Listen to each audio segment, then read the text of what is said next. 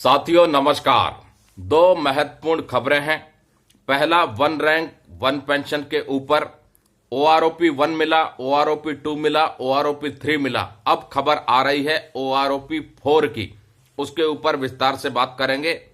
और दूसरा, 7वें वेतन आयोग में ही लग सकता है फिटमेंट फैक्टर। 7th पे कमीशन में जो फिटमेंट फैक्टर इस्तेमाल किया गया था वो 2.57 इस्तेमाल किया गया था, जिसके बाद मिनिमम बेसिक पे 18,000 रुपए एक कर्मचारी की तय कर दी गई थी। और 7th पे कमीशन की रिकमेंडेशन के अनुसार ही केंद्रीय कर्मचारियों और पेंशन भोगियों को सैलरी और पेंशन का भुगतान किया जाता है। अब चर्चा हो रही है कि 8वें वेतन आयोग का गठन सरकार अगर नहीं करती है तो किस फॉर्मूले के तहत सैलरी और पेंशन का रिवीजन किया जा सकता है। दोस्तों, यूं तो इंटरनेट पर, सोशल मीडिया पर और न्यूज मीडिया में दुनिया भर की खबरें चल रही हैं। कहीं पर फिटमेंट फैक्टर 2.86 की बात हो रही है, कहीं पर परफॉर्मेंस बेस्ड जो सैलरी हाइक की बात हो रही है, और एक खबर और घूम रही है इंटरनेट पर जिसके बारे में अब आपको स्क्रीन पर भी दिखाई दे रहा होगा, जिसमें लिखा है फिलहाल अभी 1 साल का समय है, हो सकता है कि कुछ महीनों के बाद सरकार 8वें वेतन आयोग की कमेटी का गठन करने का ऐलान कर दे। लेकिन जब तक नहीं कर रही है तो ऐसे में लग रहा है कि सरकार 7वें वेतन आयोग में ही फिटमेंट फैक्टर को बढ़ाकर कर्मचारियों और पेंशन भोगियों की सैलरी और पेंशन में बढ़ोतरी करने वाली है। तो दोस्तों, अब ये आशंकाएं जताई जा रही हैं कि कहीं ना कहीं सरकार अगर 8वें वेतन आयोग का गठन नहीं करती है तो एक फॉर्मूला ये भी हो सकता है कि 7th पे कमीशन के फिटमेंट फैक्टर में ही बढ़ोतरी करके सैलरी और पेंशन को रिवाइज कर दिया जाए। हालांकि आशंकाएं और भी कई जताई जा रही हैं, जिसमें परफॉर्मेंस बेस्ड सैलरी हाइक की बात हो रही है। लेकिन परफॉर्मेंस बेस्ड सैलरी हाइक अगर होती है तो पेंशनरों की पेंशन किस परफॉर्मेंस के आधार पर बढ़ाई जाएगी, ये एक बड़ा प्रश्न चिन्ह है। कर्मचारियों को तो चलो देख सकते हैं, उनको मॉनिटर कर सकते हैं कि वो किस तरीके का परफॉर्मेंस दे रहे हैं और किस तरीके से उनकी सैलरी में बढ़ोतरी की जाए। वही कर्मचारी संगठनों की तरफ से तैयारी की जा रही है कि सरकार 8वें वेतन आयोग का गठन करती है तो फिटमेंट फैक्टर 2.86 की मांग रखेंगे। मौजूदा जो 18,000 रुपए बेसिक पे है, ये मिनिमम बेसिक पे, उसमें एक अच्छी खासी बढ़ोतरी हो जाएगी फिटमेंट फैक्टर 2.86 अगर सरकार लगाती है तो।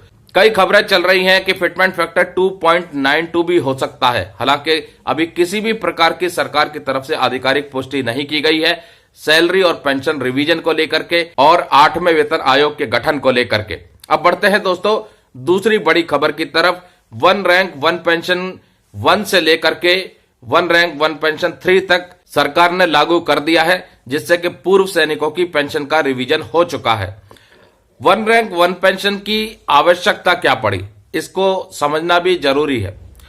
पूर्व सैनिकों की पेंशन में जो वित्तीय असमानता थी, उस वित्तीय असमानता को दूर करने के लिए वन रैंक वन पेंशन की आवश्यकता पड़ी और उसकी मांग कई दशकों से पूर्व सैनिक संगठन उठा भी रहे थे। अब OROP के तहत यानी वन रैंक वन पेंशन के तहत कोई पूर्व सैनिक कभी भी रिटायर हुआ हो, उस पूर्व सैनिक को आर्थिक संरक्षण देने के लिए वन रैंक वन पेंशन को इंप्लीमेंट किया गया।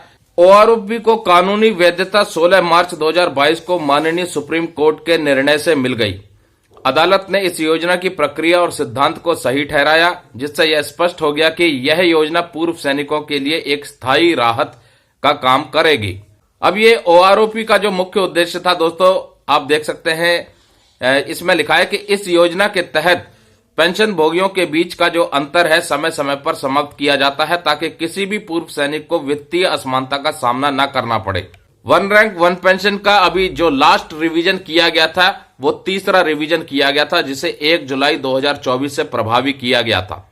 अब हर 5 साल के बाद OROP लागू किया जाता है।